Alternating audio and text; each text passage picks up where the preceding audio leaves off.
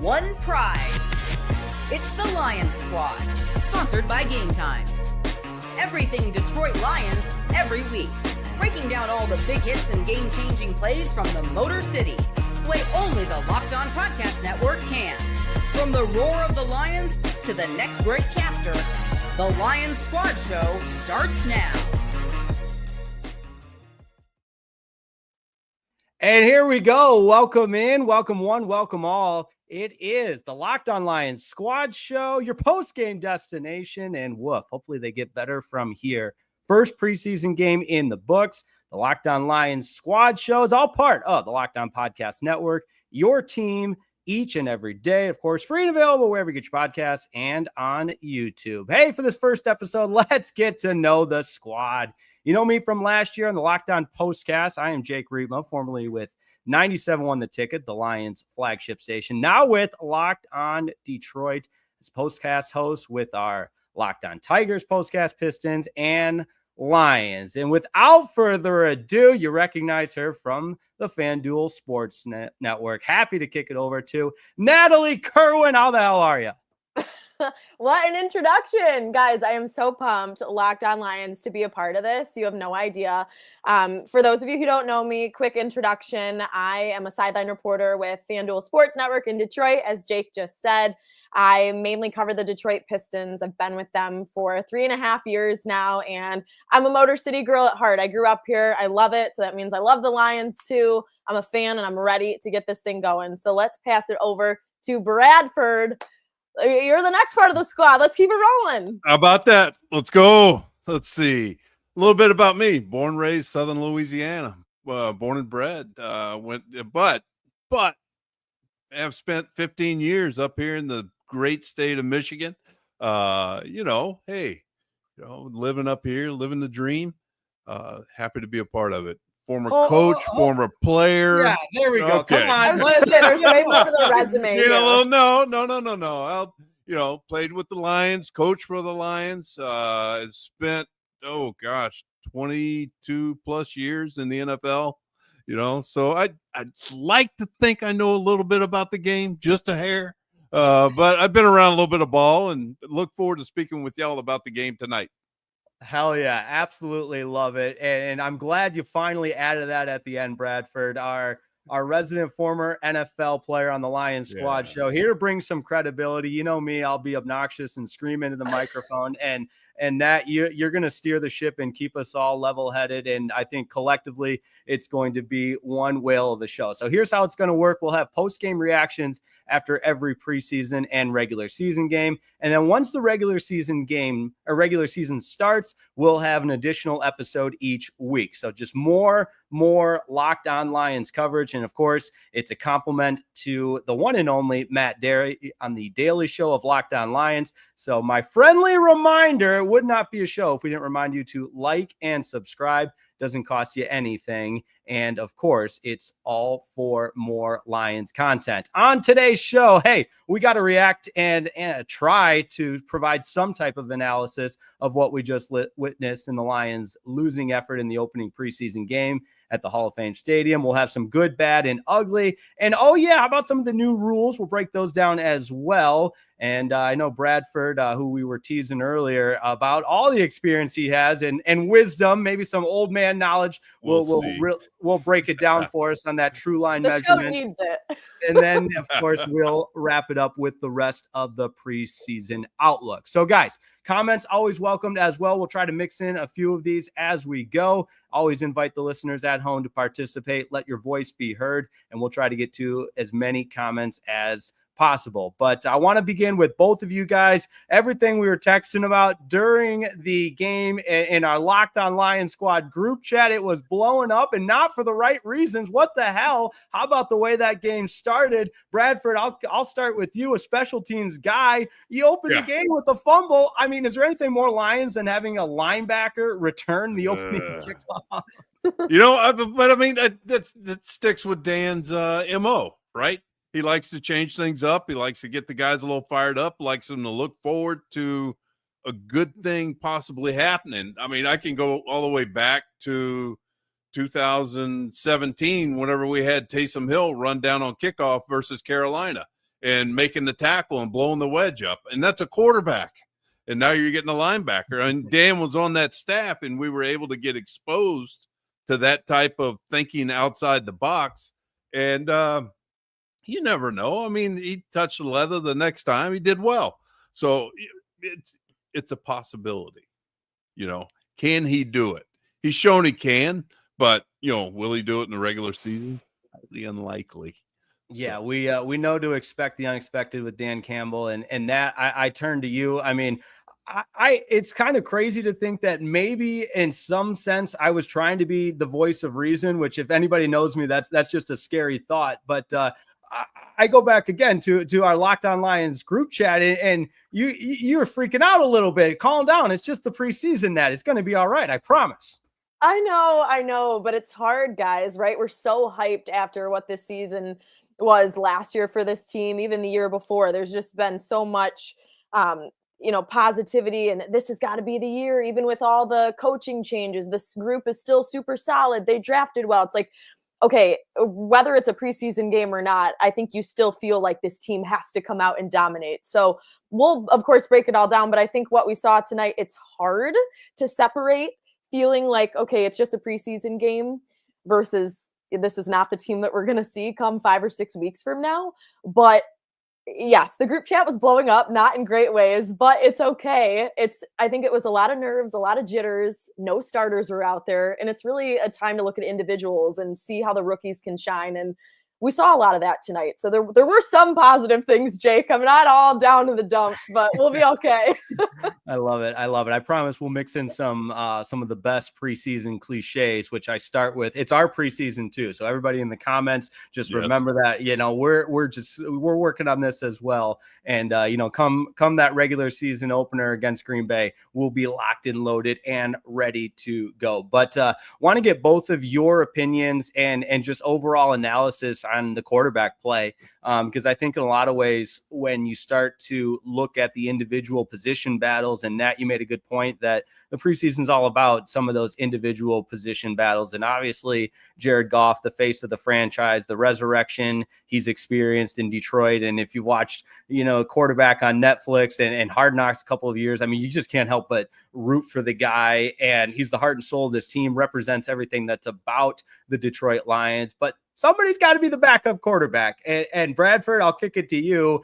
Is Kyle Allen that guy after today? I mean, a couple of picks, my goodness, it was ugly at times. Yeah, I'd say it was ugly at times. And, hey, what's Teddy doing right now? So True. But here's the thing you have to consider is, Kyle's a journeyman, but they signed him for a reason. Is Hooker the answer? It's game one. They're going a little old school with the 4 preseason games. So I would imagine that those two are going to see a majority of the workload, and if not, then Brad Holmes is going to be doing his homework on scouring the league and scouring the waiver wire and to see who else is going to be out there.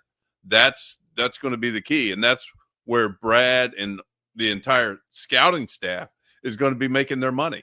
Is, he and Dan are going to get together, and I would imagine Chris Spielman is going to have a little bit of say in this as well. Are those two the answer if Jared were to go down? That's the question that's going to be asked in the building. After tonight, I would say no, but you still have 3 more preseason games to go for these guys to prove themselves. I mean, these guys they've been in camp for 2 weeks. So, I know they had OTAs and all that kind of stuff, but that's a big pajama party. But, but that's, but the reality is, you play the game in pads, and these are live reps that these guys are getting a chance to take. And we're going to see Jared probably start next week. He may take, maybe 3 series, I would say at most, versus the Falcons. And then they're going to just turn it over to the other 2 guys. But that's, that's what training camp is for. And they have the good fortune of being able to play 4 games instead of just 3 to figure out who that backup quarterback is going to be. Yeah, real quick, a perfect time to mix in some comments here. We got Richard chiming in. This was embarrassing, especially from the QB position. Timothy adds, what a disaster. Nothing to see here. Says, better get Teddy on the phone. Our QBs are toast. Teddy Bridgewater can do it all. I mean, he's coaching his high school football team. He gets in trouble for providing them meals and everything, but I don't disagree with that. Get him on the phone. Here's an interesting one from Jeff. We need Jake Fromm to apply again. And to your point, this is kind of a overreaction central. We've seen one preseason game. We got calls out to different backup quarterbacks, which is a part of it. But how about and we're going to get to our good, bad, and ugly in just a second here in our next segment. But some positives. I really, really liked what I saw from the 3rd round draft pick. And I always want to say TeSlaa. The last, like, I'll be the first to admit the last name looks like Tesla, but pronounced TeSlaa.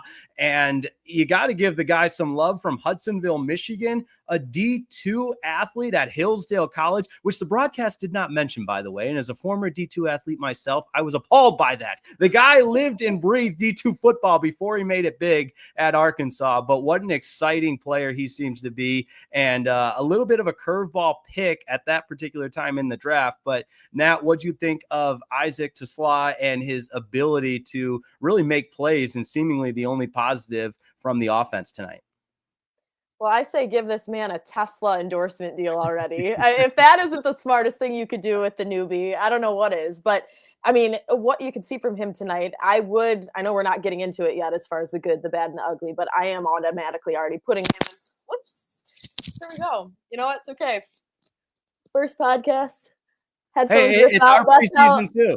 It is. That's how fired up we're getting right now about Isaac TeSlaa. He was electric tonight. We're ripping out the headphones. That's the vibe we're going. Yeah, real quick, I would expect Bradford, the resident grandpa of the show, to have wired headphones. But what are we doing with wired headphones here now? I knew this. Hey now. Coming. Okay, we already teased Bradford earlier in our group chat about him still using MapQuest instead of like Apple or Google Maps. So it's okay. I can take a little heat for this. It's fine. I wanted to make sure you guys could hear me okay. We're working out the kinks. Okay. So these are oldies but goodies because you got the microphone right here. We're getting the real podcast mic in the mail. Okay. It's coming. Do not worry. As long as you guys can hear me okay, that's all that matters. And they look kind of sick still. So we're bringing it back. But to your point, Jake, I mean, Isaac, he showed a ton of flashes tonight. Both rookie receivers did. Dominic Lovett did too. And we'll get to him. But I just think he ran some great routes, big gains on some big catches. I just feel like what we expected of him is what we saw tonight. And it's exciting to think about the wide receiver room that the Lions do have, right? He's going into a room led by Amon-Ra St. Brown. What better leader to learn from? Hudsonville native, Michigan guy, loves the Lions through and through. They showed it on the broadcast again tonight, just came into the facility at Allen Park already with a Lions jersey on. Like, this guy was built to be a Lion, and I think you just can't help but love what we saw on the field from him tonight and who he is as a person. So I'm just super excited to see how he continues to play in preseason as well. No doubt about that. Bradford, I'll give you the last word on any other analysis that we might have missed. And obviously we can cover it in the good, bad, and the ugly. But, for everybody tuning in live or later on YouTube or the audio only version, do not panic. It's a 34-7 loss to the Chargers in the Pro Football Hall of Fame preseason game. But talk us off the ledge a little bit, Bradford. Yeah, I mean, Jack Fox looked amazing. No, he tried out. He tried out. He tried out a new punt. I don't know if y'all noticed, but he tried out a new punt on the last punt, and he kind of scolded a little bit. But just by the way he held the ball. But anyway, let's carry on from there. Look, the first 2 scores of the game, were short fields. One because of the fumble, the other one because of the interception. And then after that, it seemed to settle down. It was kind of a snooze fest in the second quarter. And then the third quarter, both teams had sustained drives coming down for touchdowns. And then, the Chargers just kind of opened it up in the fourth quarter and just kind of ran away with it. But I wouldn't worry too much about it. I mean, right now, just like we were talking about in the beginning, none of the starters played. The Chargers had some of their starters playing, but none of our guys played. They let all the young guys and all the guys that had to prove themselves go out there and just let them go, because it's the first preseason game is more about seeing what the individual can do. It's not how you're coming together as a team, because obviously the team was not playing tonight. So the team was all on the sidelines. And I think Aiden said it best whenever he was interviewed on the sidelines. He's so close, but yet so far away. He's able to get stepped on. He's able to get kicked in practice, but not able to go out and prove it in a game right now. And there's no need for that right now. He'll get some reps possibly next week or the week after, and then get him ready to go for the regular season. And that's the same with the majority of the other vets. I think you'll see the same thing with Anzalone. You'll see the same thing with Goff. You'll see the same thing with Gibbs and Montgomery and St. Brown and just going down the line. But these guys are getting their reps during the week and getting their workload done during the week. And that's when the true team is going to start coming together. Yeah, no doubt about that. It will evolve over the next two games, because the fourth preseason game is going to be what you saw tonight. Yeah, that's one of my favorite preseason cliches. The fourth game's the dress rehearsal, ladies and gentlemen, and we learn more in practice than we do in the preseason game. Hey, don't go anywhere. We're going to have our good, bad, and ugly, and we got to keep the lights on here on Locked On Lions Squad Show. Back in a moment right here on the live Locked On Lions Squad Show. Hey, this episode of the Locked On Lions Squad Show is brought to you by our good friends over at 5 Hour Energy. Hey, it's time to fuel up and turn it up with 5 Hour Energy Transfusion. It brings the bold grape, ginger, and lime flavor of your favorite golf drink, minus the alcohol, of course, into a quick, energizing shot. And whether you're sinking birdies like me, okay, who am I kidding, or you're just making memories with friends, it's a hole-in-one for your energy game. And let's be honest, some days on the course or off it for that matter, you need that extra boost to stay sharp and energized. What's the wildest shot you've ever made? Well, I'm supposed to tell you about mine, and I wish I had better news, but it's been a while since I've had one of those fun chip-ins or long putts, but it doesn't stop me from feeling energized on the course thanks to 5 Hour Energy. And you know what? Golf is all about good times with good people and good flavors, of course. The grape, ginger, lime flavor gives you the best parts of your clubhouse go-to without chasing down the bev cart and maybe saying the wrong thing to the cart girl. How about that? So if you go to 5hourenergy.com right now, that is the number 5hourenergy.com. You can use my promo code Locked On Golf. Locked On Golf, not Jared Goff, but Locked On Golf to receive 20% off your order. Locked On Golf. This offer is only valid until September 30th on one order and cannot be used with other promotions. The code is not good on subscription orders. Whether you're meeting up with friends or trying to turn 18 holes into 36, get the energizing boost you need to power through. Order transfusion flavor 5 Hour Energy shots today.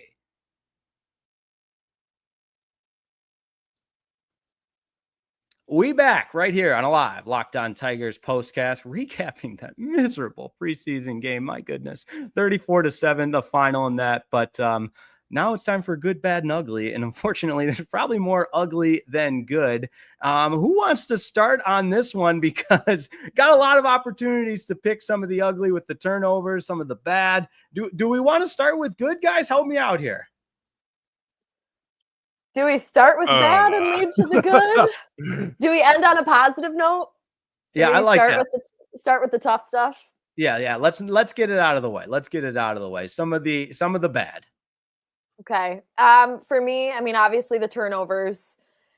Both quarterbacks didn't look great. Didn't show that either could be QB2 right now. It was hard. Again, I think it was a lot of first game jitters for a lot of players.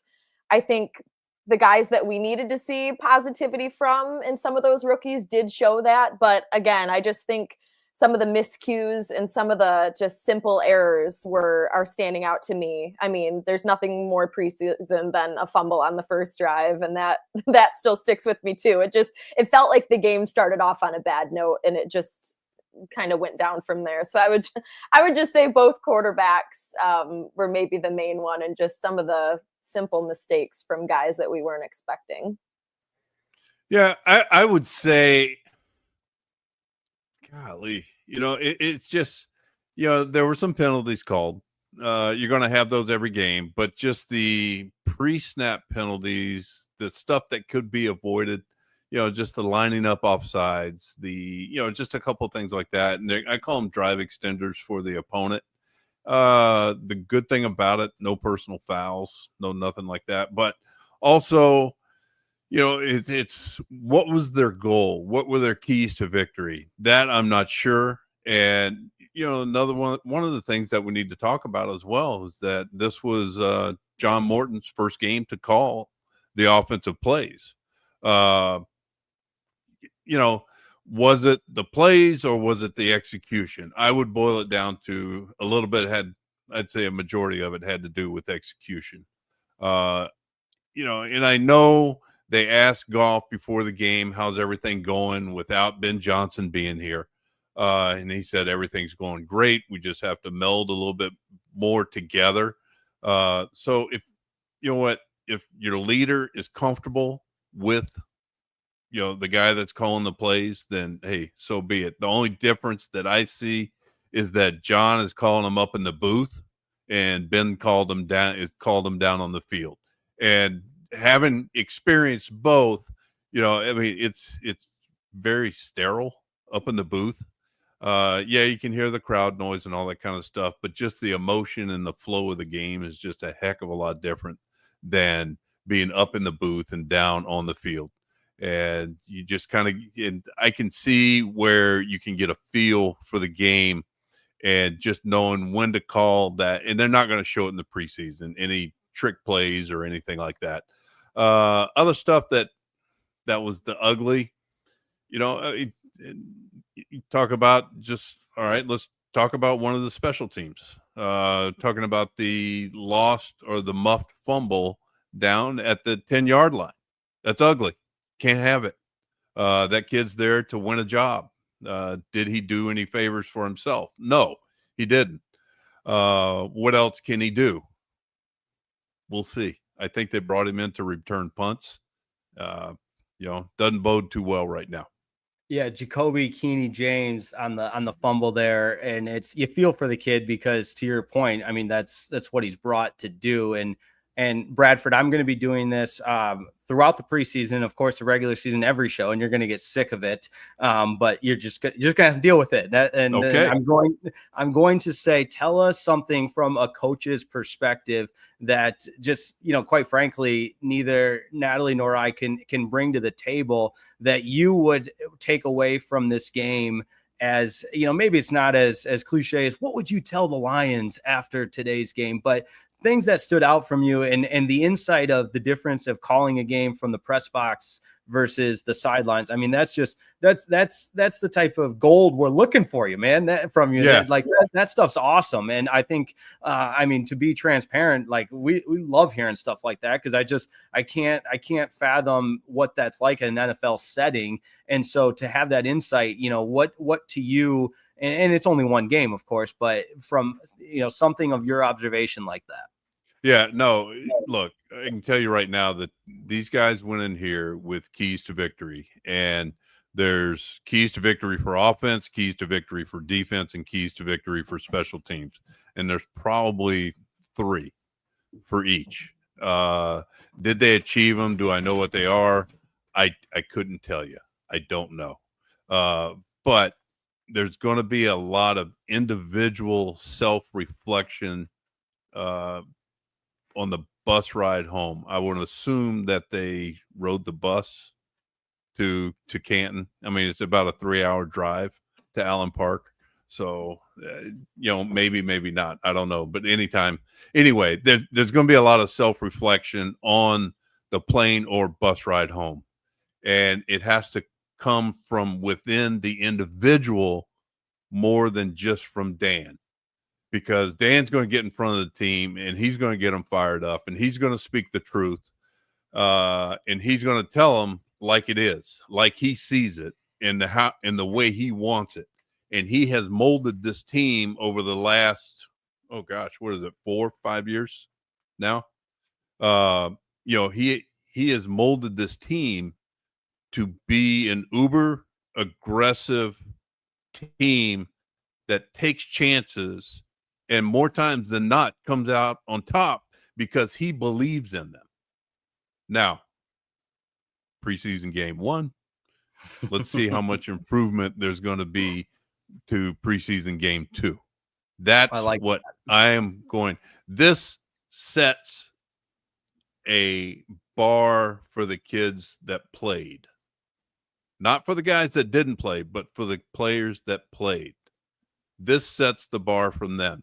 What can they do to improve their chances of making the 53-man roster and making the 48-man roster on game day? No doubt about it. We've got a little bit of time here to mix in some comments for everybody viewing live, which we appreciate, and especially some of these well thought out comments that are very rational and not overly reactive by any means, like this one from Justin May, the rapper. Chargers cheated the Lions, should have won it. I'm ticked off about this game. And salute to you. I didn't see Stallions there. Yeah, there's a lot of angry emojis there. We'll add in for good measure. That was the worst, we'll say, preseason game. I think it's a typo there. Worst preseason game I ever watched this year. I got good news for you, Justin. It was the first preseason. The only one. Come on, Justin. We need Come that. on, man. We needed a laugh. That's right. Mixing a little comedic relief here. This is from Matthew. He says this was a pathetic game by the Lions. Yam Brown says fumble on the opening kickoff was a sign it was going to be a long night. All right. And some more comedy here from Detroit Fan Man. Was that the turnover cycle? I think we hit one of each type. So there you go. The good news is, guys, and for everybody at home, it's gonna get better from here. And we spent enough time on the good and the bad, or the bad and the ugly. One good, there was a 4th down conversion in there at one point. I wrote it down because I was worried that we weren't gonna have a lot of positives to take away.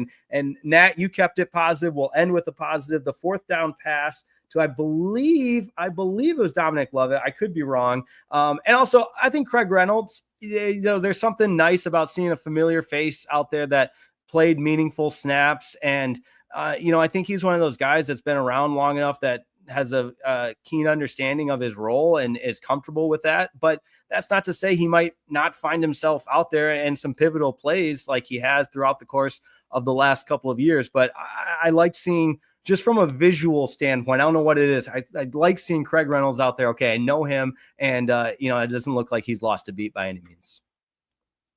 No, and I think just right. I like seeing a familiar face out there tonight too, because whenever he's going to run the ball, he's going to be out there and he's going to be a dog, because we saw it in a lot of different games last year when he would come in. Like, he's just your reliable, like, 3rd string guy that is going to come in and do some damage. So it was nice to have him out there as some sort of familiar name. So at least him getting the Lions on the board tonight was, yes, some of the positivity that we could see. Craig is one of those guys that I just feel like is Mr. Reliable. Mr. Netflix, I think, is still his nickname. So just his story too, on even how he became a part of this squad. He's become like a part of just the gritty culture that this Lions team embodies. So it was really nice to see him come in and at least make, a significant play for the Lions to get on the board. Also a D2 guy, so nothing but love for my D2 guys out there. Have to give them the love. Have to give the shout outs, Jake. I wouldn't expect anything less. We played at Pro Football Hall of Fame Stadium, so we played there all the time. It was great. I got a personal foul there one time. Tell us more. Did you? I know. Congratulations. You get fined? No, I just got screamed at. Hey, you know what? You just brought up a great point, Jake, in the sense that you're talking about the roles of these guys. Mm-hmm. So these guys, the players that played tonight, played a role that they're not going to be playing during the season. So, but they have a chance to grow into the role that they played tonight. So this afforded them, it was kind of, it was an audition, so to speak.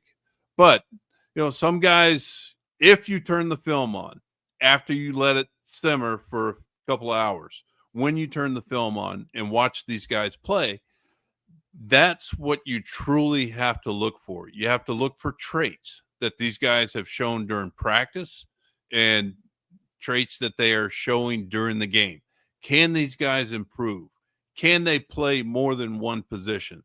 That's, it's these guys understanding their roles. And that's the one thing that I think the Lions have done a great job of with their roster management is whenever they have a player that sets foot out on the field, he understands his role, what he has to do to fulfill his job whenever he gets out in a regular season and playoff game. And these, the players that played tonight are going to be the ones that are going to be in a backup role whenever the season comes around. Because I don't know if you noticed, but the same guy that fumbled the opening kickoff was the personal protector on the punt team. He's going to be a 4-core special teams player. And is he going to play on defense like he did tonight? No, he's not. So they're going to ask him. He'll end up being the, I'd say, 4th or 5th linebacker 4-core special teamer that the Lions will want to have on this team. There's No one doubt other about guy I wanted to bring up too, Jake, before we move on, just if we're still talking about positivity and positive things we saw.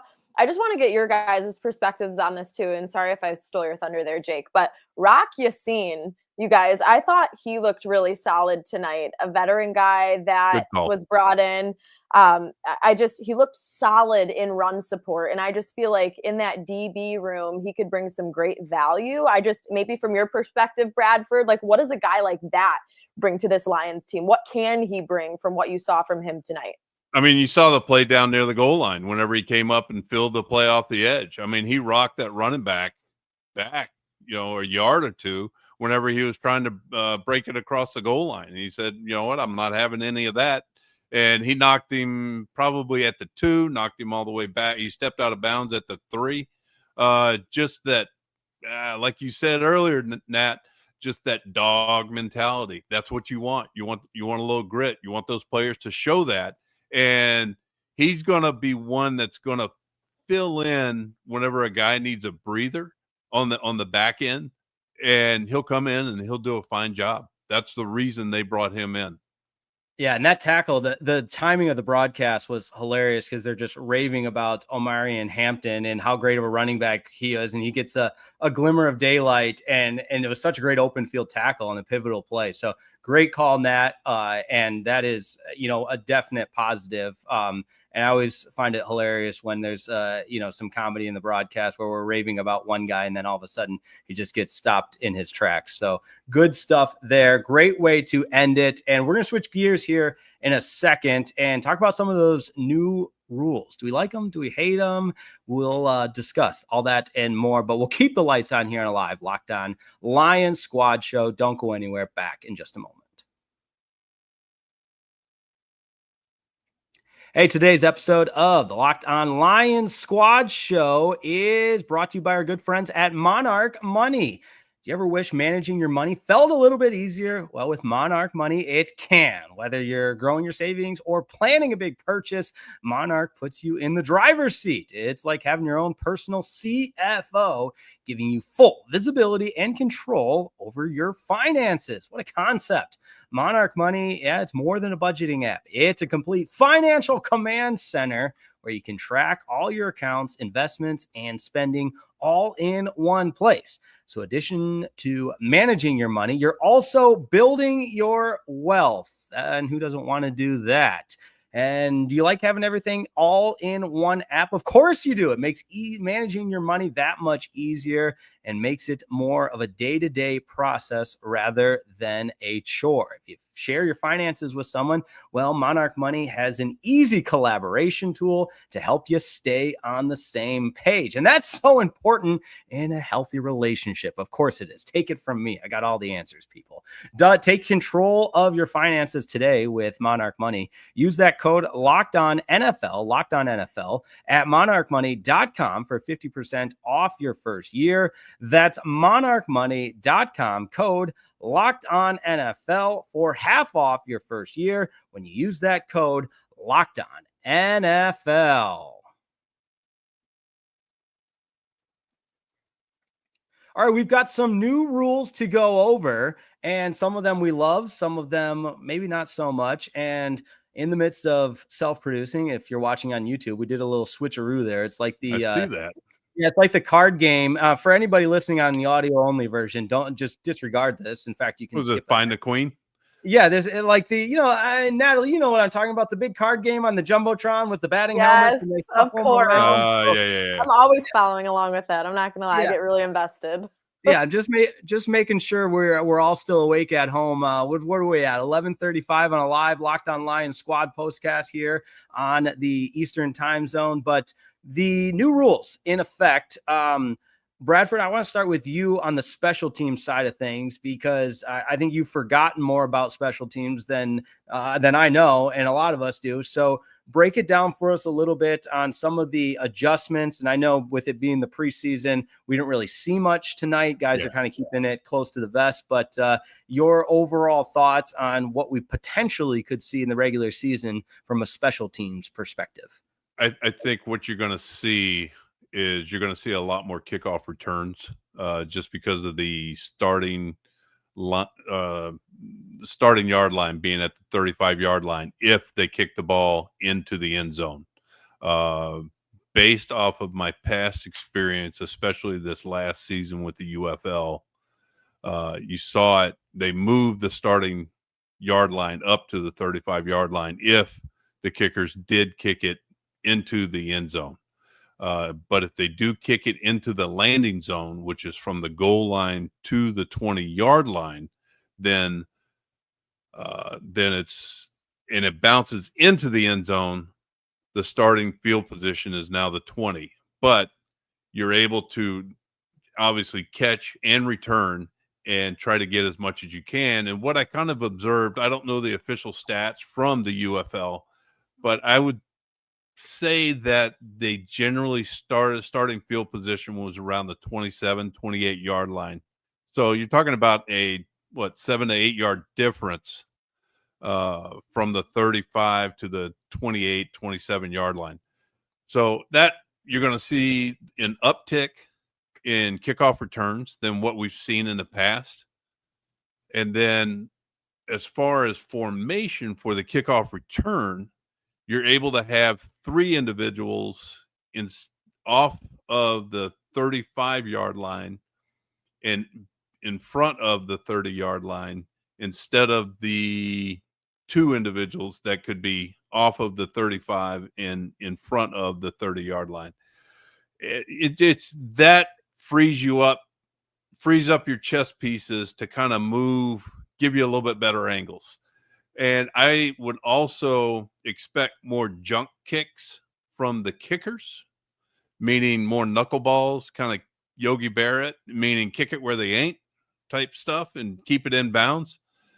And then another thing that will come into play is the onside kick situation is now not just fourth quarter only. You can pull it out at any time you want, but you do have to declare. Special teams wise, that's kind of the major changes. Am I missing anything, guys? Can you tell me? No, the declare part is what still just grinds my gears. And yes, Matt, I'm curious your take. I just think it's the silliest thing in sports. And that's a die on the hill, plant your flag take. And this is not a hot take show by any means, but it's the silliest thing to have to declare an onside kick. I mean, what would the Super Bowl with the Saints and the Colts have been? I believe that was the surprise onside kick Super Bowl, where Sean Payton and the Saints pull off this surprise onside to start. It was open the second half. Second half, yeah. And so, I mean, that's anytime I hear rule change, I just think, what does the NFL become in having to declare an onside kick and just say, hey guys, there's this whole element of surprise thing called an onside kick, but we're going to do that just to let you know. But now I don't know, maybe I'm being a little dramatic, but it's silly to me. And I know it's still a part of the game, but at least now you don't have to wait to the fourth quarter. Right. I know. And it feels like Dan Campbell and this Lions team, I mean, we know them as to doing crazy things at any point in the game. Yeah. So I feel like the Lions are going to be one of those teams that might do an onside kick in the first quarter. Who even knows, right? You know what? The game of football, it's been played the same way for a reason for such a long time. So I think it is really hard to adapt to new rules. Some are good, some are bad. We'll get into the virtual measurements thing too for first downs, because I think that's interesting as well. We obviously know how many controversial calls have been made by just using the typical old chain gang. So it's interesting now that they're going to have that Hawkeye technology to actually look at that tonight, which we saw tonight. I think that'll be interesting, but I don't know. Yeah. I'm with you there on the onside kick stuff. And Bradford, you did such a good job at explaining all the other rules, which I'm still trying to play catch up on everything that's going to be new. But I don't know. It's hard. It's hard to adapt to newness. We're so used to the same way the game's been played for so long that I think it's just going to take getting used to, and we're going to have to just adapt to it and just see how it plays out once the actual regular season starts and we see more of these rules go into action. But yeah, I don't know. It's interesting, but sports seems to change every single year. The game of football, just different things. Every sport, I feel like we see new rules, but yeah, I guess that's just part of it. Take us there for a second. Let's roll our sleeves up and dive into it. The virtual measurement that we saw tonight. To me, it felt like when I'm maybe hungover on a Sunday morning watching Wimbledon or the French Open or, one of those fall asleep nap tennis matches. And I wake up and like, wait a second, they're reviewing what? And there's a big imprint of the ball. I was like, oh yeah, that's in. I can even tell that in my state right now that ball is in. So it's going to be more accurate for sure. But I don't know. Call me crazy. There's something charming and old fashioned about the old school, old guys jogging out there, holding the note card up. I mean, is it the most accurate thing in the world? Probably not. But am I going to miss that? Yes, I absolutely am. But I guess accuracy being the most important result. I mean, either one, I'm curious where you guys are at with that.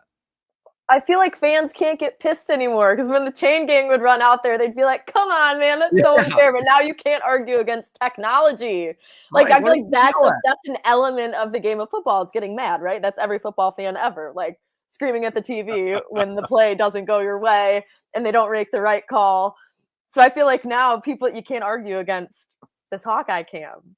That's going to be, I don't know. How do you feel about it, Bradford? No, you know what? It gives you clarity. That's what I like about it. You're not going to have Gene Steratore with his index card, putting it down in between, the chain and the pole.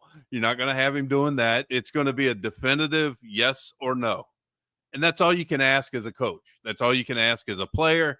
And I know it doesn't give you a chance as a fan to get mad and blame somebody else, whether they got it or whether they didn't. I mean, you can get mad, you can cheer, because if it goes your way, you're happy. If it doesn't, you're not. But at the same time, you say you get mad at the changes in the game. So you want a history lesson? Yes. Yeah. We're ready for Professor Banta. In addition to using MapQuest, yes, please. Yeah. Okay. Well, then I'll try to draw the best map I can. So, I mean, whenever the game was originally played, I mean, people were killed in this game whenever it was played, in the college, and it originated, over in England, obviously football, but then they brought it over to the States, and then Teddy Roosevelt was the one that after, I believe, like 19 people were killed in one season in the college game. Teddy Roosevelt, because his son was playing, he was like, hey, we got to regulate this. And I believe that was the beginning of the NCAA, if I'm not mistaken. But, change is good for the game. But at the same time, you also have to realize that it also, with the chain gang coming out, how long does that take? And this is another thing that you have to take in consideration is this is a TV driven sport, and just that extra minute, because they want these games to last 3 hours, and because they want to be on to the next game. And just any little bit that you can shave off of the game and improve the technology, then that helps speed the game along. No doubt about it. Anybody at home, shoot us a comment on the live if you've got an opinion to be heard on your thoughts of some of the new rules, what you like, what you don't like, maybe in particular the chain gain element of it or lack thereof. Now virtual measurements, because I'm they're curious, out there. Yeah, I'm curious what our audience at home feels about just some of the games that or some of the changes that we saw implemented. Because to me, and maybe this is a crazy parallel, but it felt like the MLB All-Star game with the implementation of the robo-umps, where it was a seamless transition, and by all indications, it rolled out very smoothly, and you get the result that you're hoping for ultimately. So other than the nostalgia of it all, there's really not a leg to stand on. And I mean, again, for me, as old school as I try to be, other than saying I miss the old guys jogging out there, I don't have much to go off of. And Jake, I can't argue with you. Yeah, well, speaking of the All-Star game, I had a similar thought on that. Okay, listen, Detroit, I think we're the city of trailblazers here. Tarek Skubal, he was the first pitcher to use the robo-ump. Now the Lions are the first to see this Hawkeye virtual measurements. How about that? Let's give it up. And they got it. They got the first down. Yeah, just so leaders in what was the old Big Ten conference? Leaders and legends. That's what the Lions and Detroit sports are for that matter. Also, shout out to you, Bradford, on the history lesson. I guess thanks, it's who do you say we have to blame for the implementation of the NCAA? Teddy Roosevelt? Yeah, Teddy Roosevelt. Sure do. Hope you're learning something at home, kids, because I sure am. Yeah. Professor Banta giving us history lessons. Sure, the coach, the former player, what does he not do? That's right. You got to bring the notebook next time and have a full lesson plan for us for preseason game number 2. How does that sound? Okay. I'll see what kind of lesson plan I can work up next week. So we'll see what happens. I love it. But we're playing. I mean, golly, it's just. But we'll be playing in a dome stadium, AstroTurf, fake grass. So all these advancements in football. I just, why aren't we playing outside on real grass? Just a thought. I don't know, Jake. Hey, Jay here. Appreciate his comment. He agrees with all of us here. Thanks. Now we can blame Teddy Roosevelt on the monstrosity that is the NCAA. There you go. Oh no! Thanks for listening, Jay. Yeah, we're stirring up the pot now.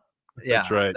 That's good stuff. Hey, let's tie a bow on this. We'll look ahead at the rest of the preseason schedule. Maybe add in some of our hopes and what we hope to see out of this Lions team moving forward, and some potential improvements. Don't go anywhere. It's the live Locked On Lions squad show with yours truly, Jake Riepma, Natalie Kerwin, and Bradford Banta, back in just a moment.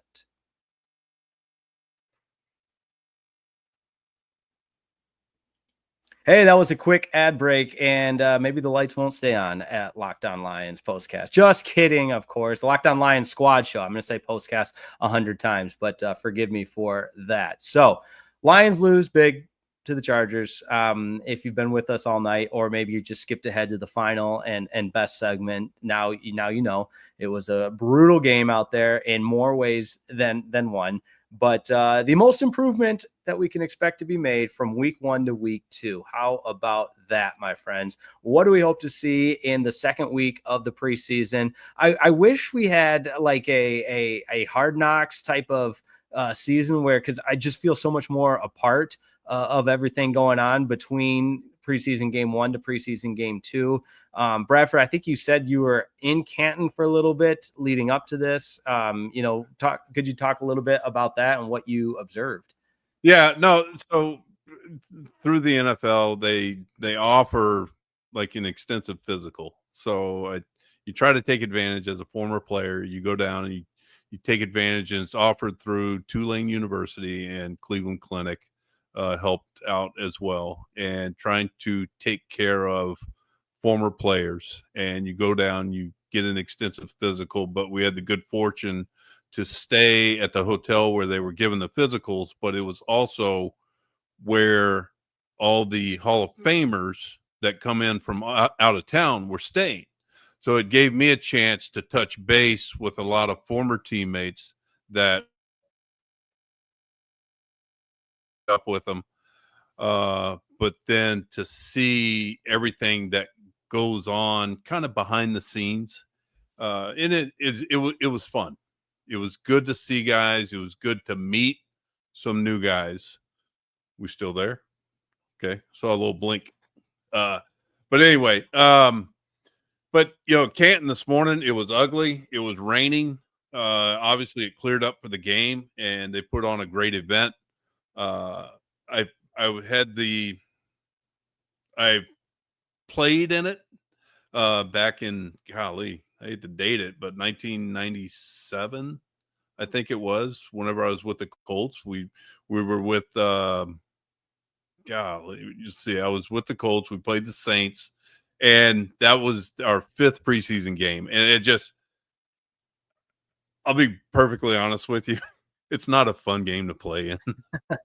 Because you got to report an extra week for camp. It's just one thing after another. And back then it was a 5th preseason game, and you're just like, oh gosh. And they started it, I think back in the day, like at 1:00, and it's early August, and you're playing at 1:00, and there was no wind, hot and humid, and you get dressed. And and back then, you were separated. You got dressed in the gym, and you were separated by a curtain from the other team. It was just totally different, atmosphere than it is now. But the good thing about it, have both of y'all, either one of y'all, been to the Hall of Fame?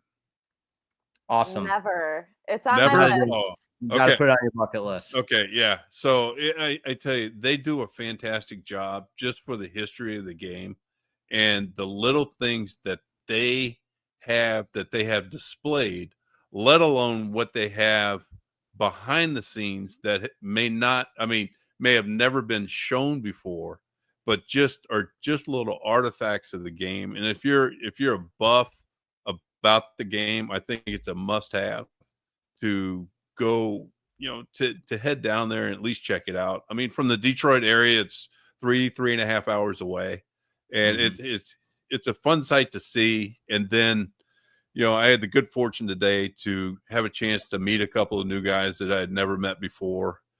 And to me, it's a blast. It's a blast. And Canton does a good job of putting it on. And I really enjoyed every aspect of being down there today. Oh, you could absolutely spend a day there, and maybe even more for that. I was fortunate, and I know I've joked about the D2 days, but we played Walsh College, that was their home stadium, and it was awesome. I mean, it was a fun road trip. We got to go through there as a team at Northwood University, and it was so fun and definitely an experience. Did they have locker rooms? Whenever you this was before the renovation. So you're talking about, what I'm talking about. Did you get dressed in the gym? Brutal. Yeah. Yes, I know exactly what you're talking about. Because this would have been 20. I'm pretty old too, in Bradford. So 2013, 2014 ish. So, but no, totally remember that. But Lions, Falcons, preseason game number 2. And let's be honest, we anyone that has, a feel for what the Lions are hoping to get out of preseason game number 2 is either connected to the team or they're making stuff up. We don't really actually know, but from an outside viewer fan perspective, I think we can all agree you like to see the offense certainly sharpen up and correct those pre-snap penalties, those controllables that you hear football coaches talk about all the time, eliminate the turnovers. I mean, just so many obvious cliches based on what we saw tonight. Right. I would agree right there with you, Jake. And I think, as Dan Campbell said in his pregame interview tonight, I think we heard him say, we're going to work out the kinks. That's what preseason is for. This is game 1 here tonight. We're playing earlier than every other team. It's us and the Chargers starting this season off. And then we're going to keep on rolling, and it's going to be okay. We're going to get used to the new coordinators that are in the building. The team's going to mesh more. I feel like this was their first chance. I mean, yes, they've had camp for a couple weeks, but they got to continue to play together, and hopefully we'll be able to see that depth develop with these guys. And as we alluded to all conversation, honestly, earlier, it was just figuring out who that QB2 is going to be. And that doesn't just play into next week. That plays into the rest of the preseason. Hopefully that answer comes to fruition.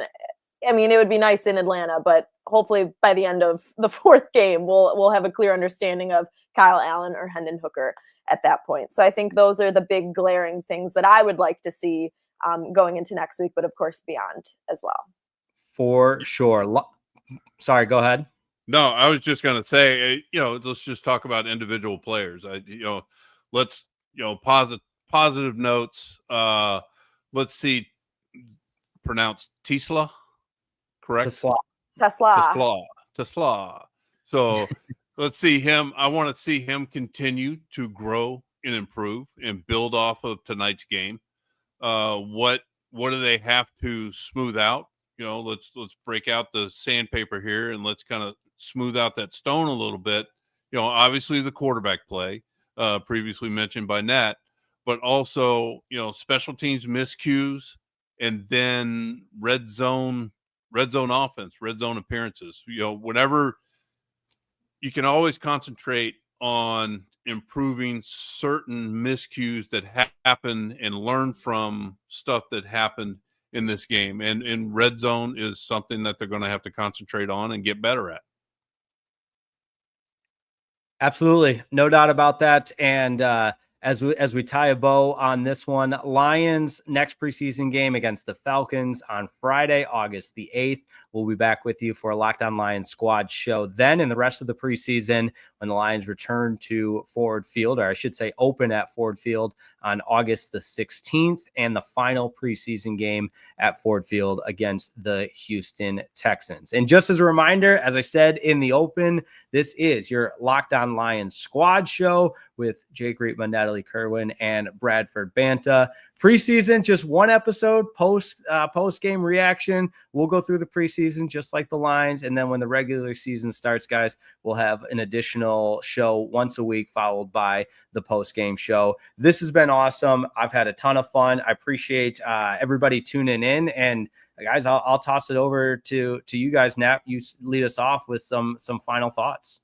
Yeah, what a squad. What a great first show, you guys. I feel like we hit on a lot. The camaraderie is here. This is going to be fun, and I hope the viewers that tune in feel the same way we do, because this is supposed to be fun, and that's what I feel with you guys. This is going to be great. I can feel the Lions are going to have an awesome year. Let's not take tonight and say it's going to be like this the entire rest of the season. It's one game. So I have a lot to look forward to. Bradford, end this thing for us. Yes, what do you got? You know what I got? Hey, this is the first step. So, and it's the first step of growing something great. That's what I feel. I think we're hitting stuff on a high note. We're good chemistry, and we're ready to mix it up even more and more. And each week is going to get better and better. Well said, my friends. Hey, next Locked On Lions squad show immediately following, as long as Kerwin shows up on time, the conclusion of the Falcons and Lions game. Wow. And Have to end it with that, Jake. Come on. That's how we're ending it tonight. Thanks for everybody for tuning in. For Bradford Banta and Natalie Kerwin, I'm Jake Reitmo. We'll see you next time. And make sure you like and subscribe to Locked On Lions page. We're all under one umbrella. Check out The Daily Show with Matt Derry, Locked On Lions. And have a wonderful night. See you next time.